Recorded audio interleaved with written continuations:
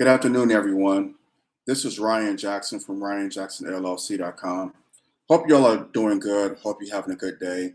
It's the weekend, so hope you have a good weekend or having a good weekend so far. So today is the 26th anniversary of the Million Man March. The Honorable Minister Louis Farrakhan held this in Washington, D.C.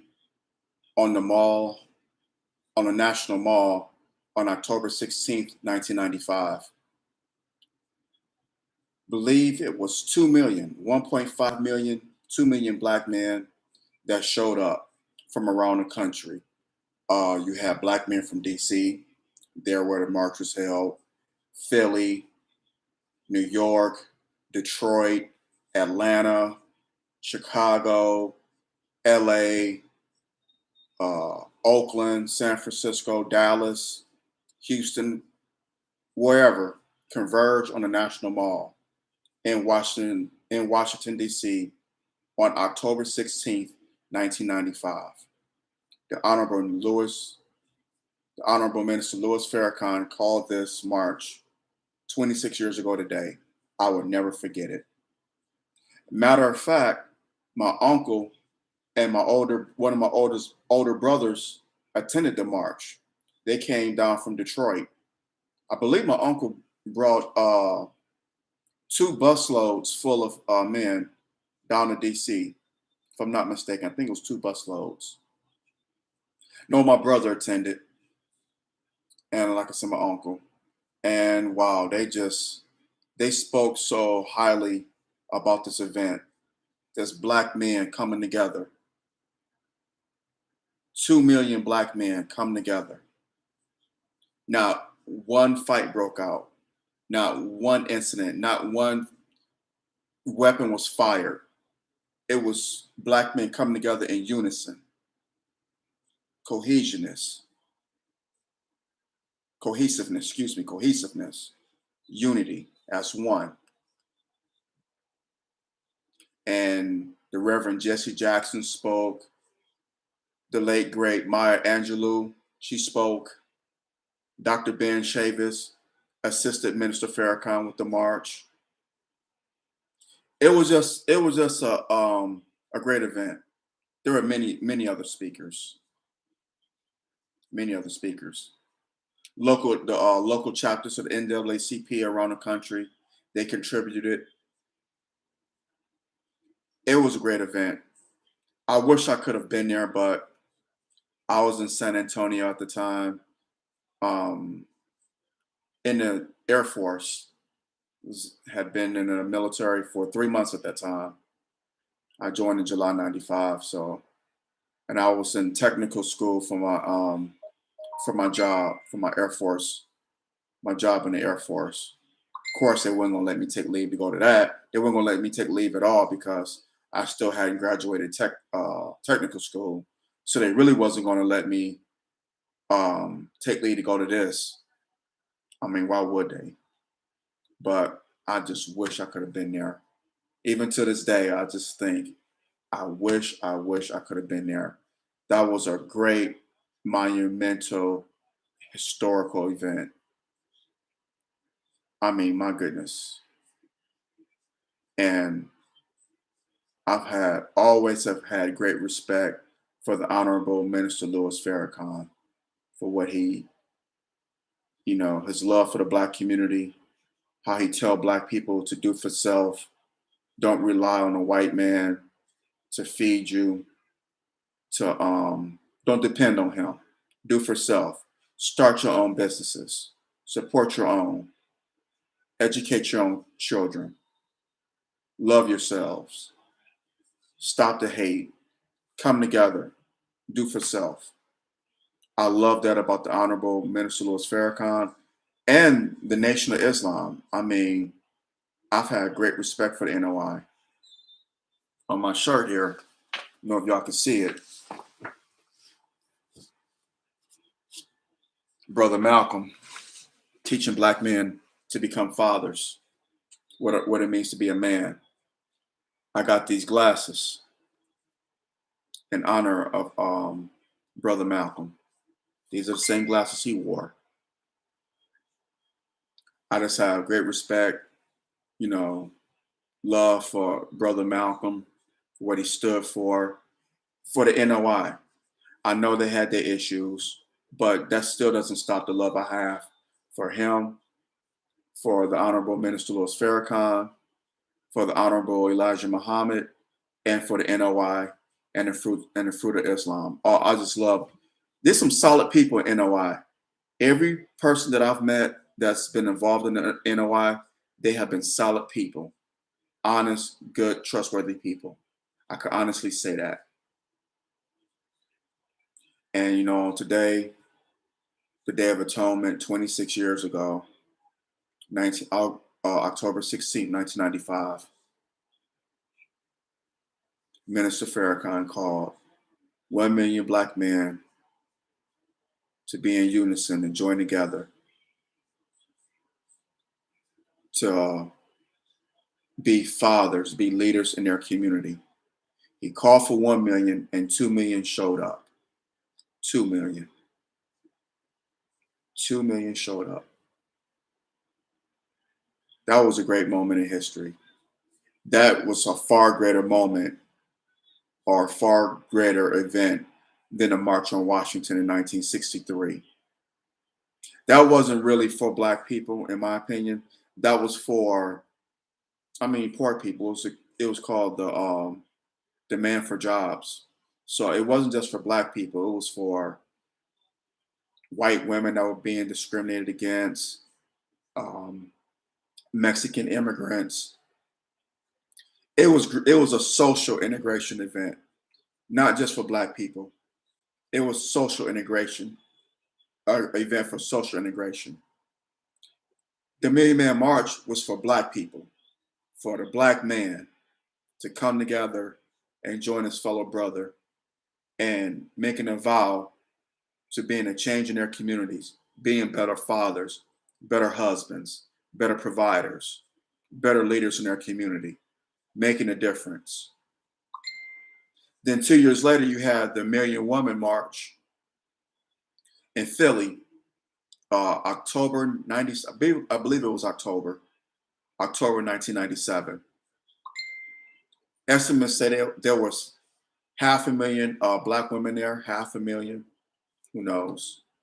I think it was probably more than that, but that's what the estimates say, that it was 500,000. But the sisters came together in Philly in October 1997. So cohesiveness among the sisters. And Sister Soldier was one of the main speakers there. Angela Davis, among others. Lee Angela Davis spoke at the Million Man March, if I'm not mistaken. I believe she did. But in any event, October is a special month for Black people. This is a special month for just for our people, because October 2nd was Nat Turner's birthday. October 2nd. October 7th was the Honorable Elijah Muhammad's birthday. Just yesterday was the 55th anniversary of the Black Panther Party out here in Oakland. It was established October 15th, 1966. Bobby Seale, Huey Newton established the Black Panther Party out here in Oakland. So yesterday was the 55th anniversary of that. And then today you have the 26th anniversary of the Million Man March. So October is a special month for Black people. We have things to be proud of. You have Nat Turner. You have the Honorable Elijah Muhammad. Peace be unto him. May he rest in power. The Black Panther Party was started in October on yesterday, 55 years ago. And today, the 26th anniversary of the Million Man March. Those, I know I'm probably leaving some other things off um, that I'm not aware of. And please forgive me, because we have 2 more weeks left in this month. My mother's birthday was yesterday, so a great black woman. Her birthday was, no, I'm sorry, it was Thursday. Forgive me. October 14th. Her birthday was 2 days ago. Phenomenal black woman. So I'll put her in there too.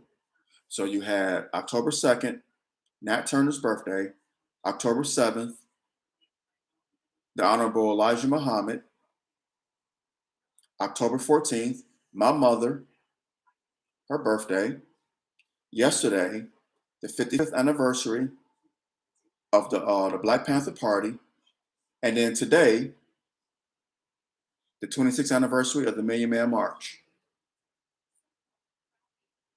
And my brother, I'm gonna give a shout out to my baby brother. His birthday is this Thursday, and my nephew's birthday is Sunday, not tomorrow, but the following Sunday. So their birthdays are this month. So give them a little shout out. They're phenomenal young black men. So I'm gonna shout them out. So this is a great month for black people to be proud of. Um, we need another Million Man March or something because I feel that as black people, we kind of lost our way and we need to find it again. 1995 was a long time ago. It was almost 30 years ago. I think that, and this is just my opinion, and those you may disagree with me, but I think black people were starting to come together in the 1990s because black culture was encouraged in media and on TV. Uh, Shows like Living Single, Proud, was you had a young black lady that had her own business, starting her own magazine company called Flavor. You had professional black people that were living in Brooklyn.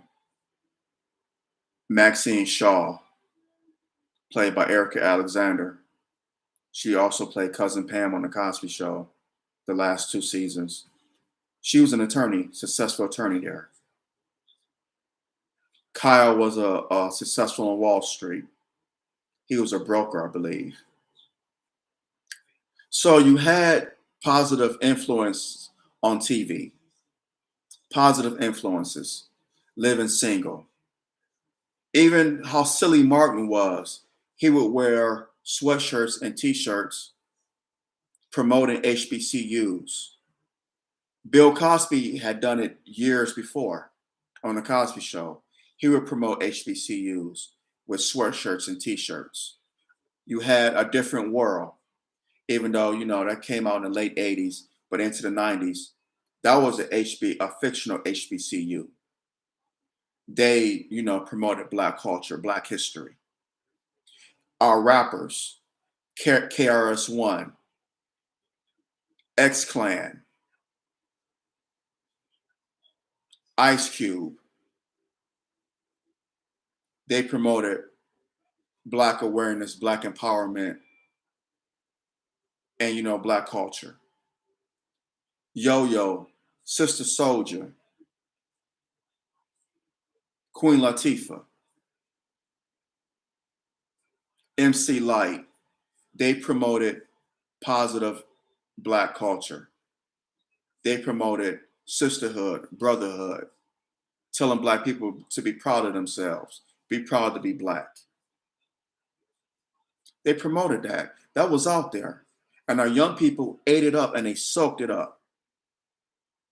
It stuck with them. So, in my opinion, the early 90s, mid 90s, that was a great time for black people in this country because I think black people were starting to come together. We're starting to see that black people were great. Our culture's great. We're great people. You have black people starting businesses. They're doing it now, yes, but then you have more black businesses. Black people support each other more, I believe, during that time. The media saw this. They saw this. And what did they do? Came in the late 90s, early 2000s. We kind of strayed away from it. It didn't help that y'all president Joe Biden wrote the 1994 crime bill, and y'all first black president Bill Clinton put it into law and built more prisons than any president in the history of this nation. And they locked up black men by the thousands. They sent them to the gulags by the thousands, many of which are still in the gulags today. Sadly, some of them were killed in prison. And the ones that are released, they so mentally messed up until it's no coming back from the trauma that they suffered. They tore the black community apart, took the black father out of the home over something that white people do, but it's a health crisis when they abuse drugs. It's a health crisis. Oh, it's a health crisis. This opioid. It's sad. They they need help. They need. It's a health issue. With black people, declare war on them, break up their families, send them to prison to die for 25, 30 years. Let's declare war on the black community. White people, health crisis. Black people, declare war on them. You can't deny it, y'all. Am I right or am I absolutely right? You can't deny it. So we need to go back. They say don't look back. I know I understand that and I get that. But can we just take what we were doing in the 90s and bring it till today? We need to promote more positive black people. We need to promote our culture to our young people in this day and age. They want to feminize our young black men like that. Every black male they want to feminize. These rappers call themselves little this, baby. We had the Big Daddy Kanes, Biggie, Men, Tupac, KRS-One, Rakim, X-Clan, Cube,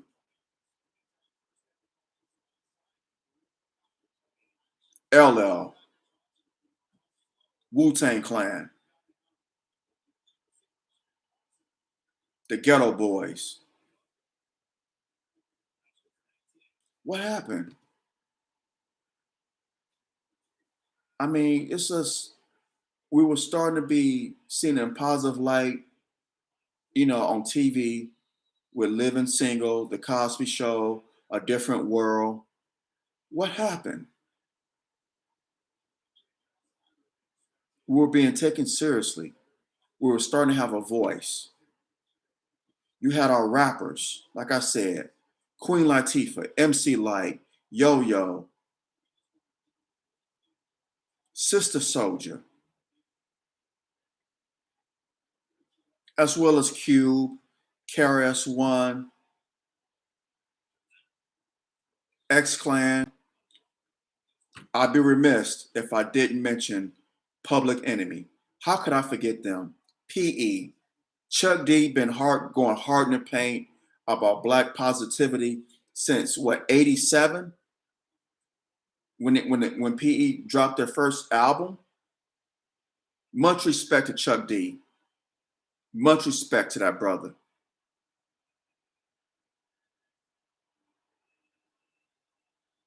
Much respect. We need more of our rappers like these rappers from the late 80s, early 90s. Black people, we got to do better. It behooves us to do better. Sadly, we have become our own worst enemy. We can't blame the white man no more. We can't blame him. We know what they're about. White supremacy, what the white man. We know we cannot blame white people. We just can't. Can't blame the white man. We see them coming a mile away. We know what they're about. It's been that way for centuries. But it's our domestic enemies, those among us, those that have our complexion, that do us in. They're doing the job for our enemy. They're provocateurs, agents.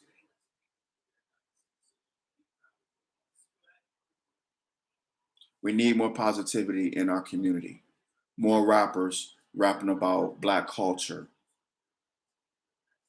telling our men to be men, be better fathers, better husbands, providers, leaders of the community. Start your own businesses. Do for self. Don't rely on the white man or this government, which is the white man. So, but don't rely on them. Do for self. Love yourselves. Love yourselves first. If you want to love other people, other communities, that's fine. There's nothing wrong with that. But love yourself first. Take care of home first. Stop with the away games. Take care of home first. Love yourselves first. Love your fellow brother, your fellow sister. Support each other. That was the message of the Million Man March. That was the message the Honorable Minister Farrakhan was bringing home. And we still need to take heed of it today because we in worse shape now than we were in 1995, as far as I'm concerned. And, you know, like I said, that's my opinion on that. Anyway, I'm going to hop off of here. Let me know what you think. Share this video. Get it out there on social media. Let's have a conversation. Let's have an adult conversation. We don't have to agree, but let's agree to disagree without being disagreeable. Let's do that, y'all. Please. Have a mature adult conversation. We need more of these conversations in our community now. Please share this video. Hit that like button. Hit it. Smash it, family. Smash it. Share this video. Hit the like button. Subscribe. Hit that subscribe button as well. Please subscribe. Help a brother out. Any event, I'm going to hop off of here. Y'all take care. Love you. Have a good rest of your day. God bless. And I'm out. Love you much. Peace out.